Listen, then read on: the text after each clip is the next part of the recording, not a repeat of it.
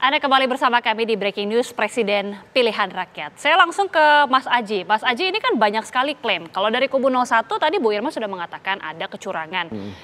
Bang Habib juga mengatakan ada temuan kecurangan juga. 03 juga ada kecurangan. Tapi yang mungkin menjadi pertanyaan sebenarnya dari kecurangan-kecurangan ini seberapa berpengaruhnya ini terhadap quick count. Kalau tadi kata Bang Habib sebenarnya tidak berpengaruh langsung. Tapi faktanya seperti apa? Iya, soal kecurangan ini saya pikir bukan porsi saya untuk masuk lebih dalam ya soal kecurangan itu. Tapi kan biasanya kecurangan dalam pemilu dari pengalaman kita ya, karena kita juga banyak terlibat dalam pemilu lokal ya, pemilu kepala daerah.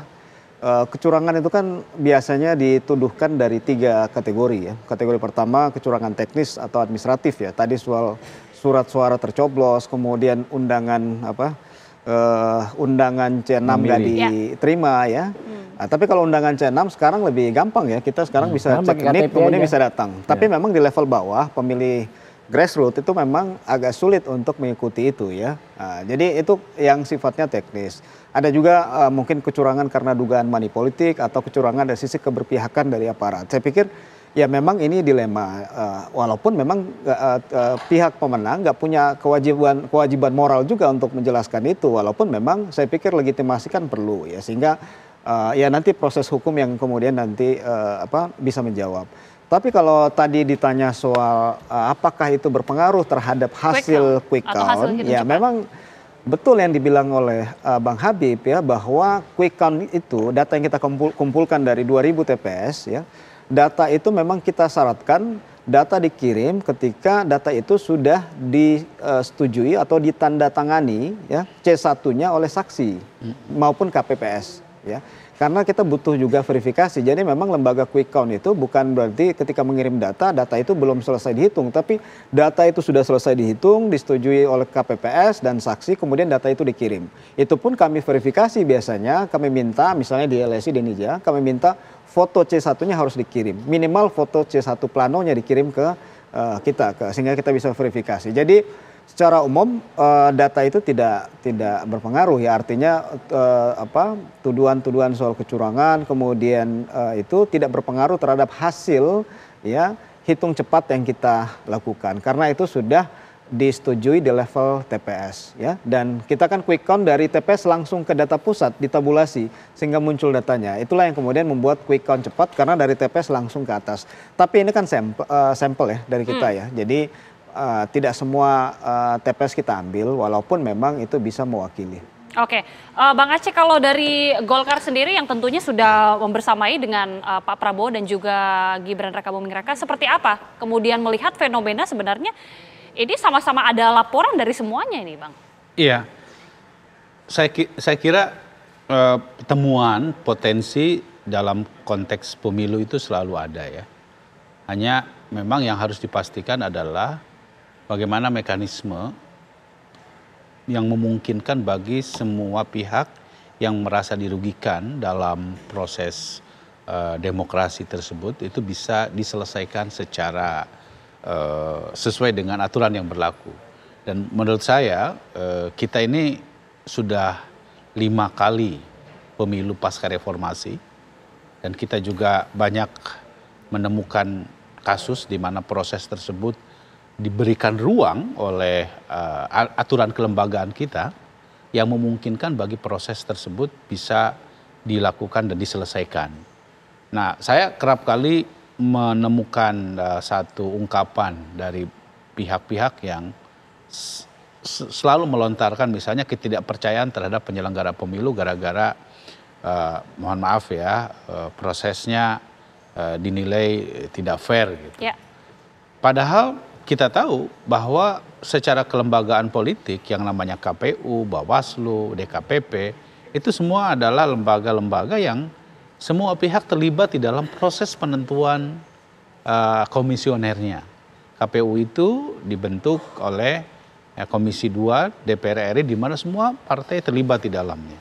Demikian juga dengan Bawaslu.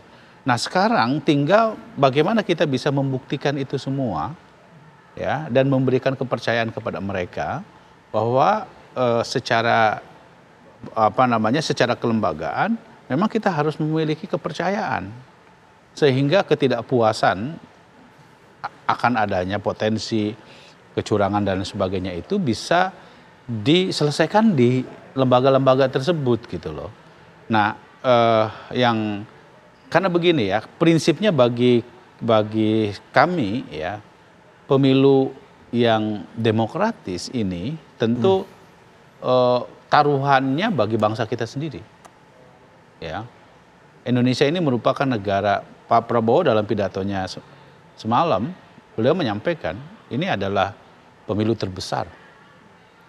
Itu artinya apa? Ini juga menyangkut dengan kredibilitas dari Indonesia sebagai negara yang demokratis.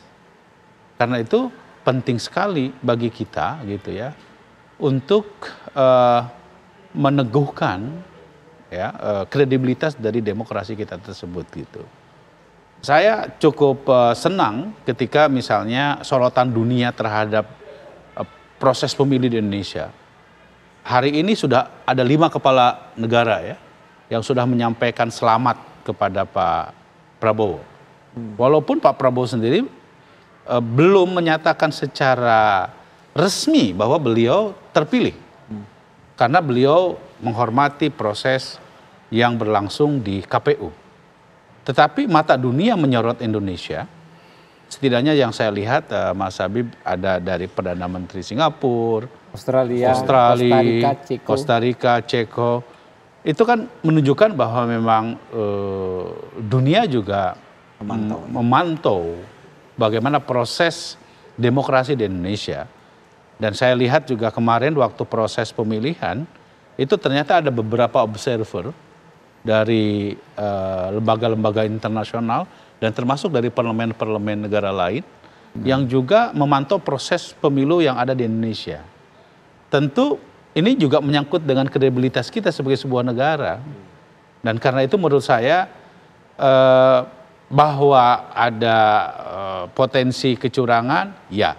Tapi demokrasi kita memberikan ruang gitu ya bagi siapapun untuk menyampaikan bagaimana mekanisme tersebut bisa diselesaikan melalui cara-cara yang telah diatur di dalam undang-undang kita atau di dalam aturan-aturan yang telah disepakati oleh kita semua. Oke. Gitu. Oke. Kita akan terus mengawal tentunya karena proses penghitungan suara secara resmi dari KPU ini masih akan terus dilakukan. Kita akan sama-sama mengawal tentunya. Tapi terima kasih sekali lagi Bang Aceh, terima kasih Bang Habib, terima kasih Mas Aji, dan tentunya terima kasih juga Bu Irma Suryani sudah bergabung bersama kami di Breaking News TV One. Dan pemirsa, sesaat lagi Breaking News TV One, Presiden Pilihan Rakyat masih akan kami lanjutkan bersama dengan rekan saya Windy Wellingtonia. Sesaat lagi.